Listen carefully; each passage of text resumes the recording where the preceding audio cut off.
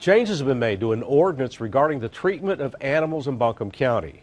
New restrictions are aimed at cracking down on neglect and abuse, but they're not without controversy. News 13's Frank Crocker is streaming live from the courthouse. Frank, what types of changes are we talking about?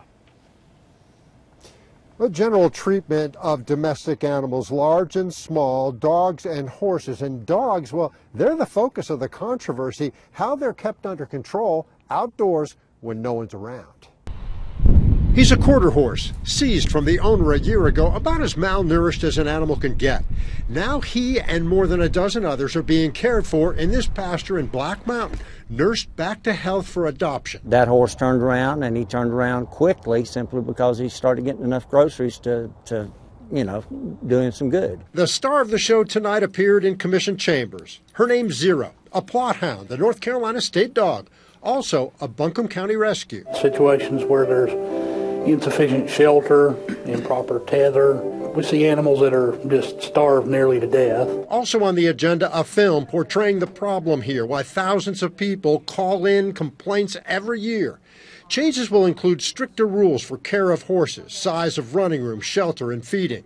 The same goes for dogs, plus lengthening of tethers from 10 to 15 feet. Whether the dog is in a pen, whether it's on a chain, if it is neglected, it's not tolerable. Now is the time to ban unattended tethering in Buncombe County. There were folks here tonight who say the changes are not enough, whose mission it is to outlaw tethering out in the county, to follow the city's lead. I do agree with Commissioner Frost, the tremendous effort that's been made in the decades for animal welfare in this community. We just need to take it a step further. But there were hunters in the crowd who say no. Many use tethers to keep their coondogs at bay. Any kind of an animal, tethered, tied up, or put in a cage or in a pasture. If it's not taken care of, that's the problem. How do you say that it's humane to hunt? All right. We're going to have to ask you to leave, sir. That's inappropriate. Sorry.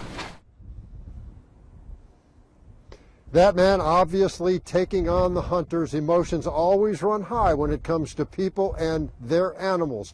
Now, the folks from Chainfree Asheville, they say they're going to continue to push the county to try to expand that rule out into the county outside of Asheville. And county commissioners, well, they say they will listen. Reporting live in Asheville, Frank Crocker, News 13.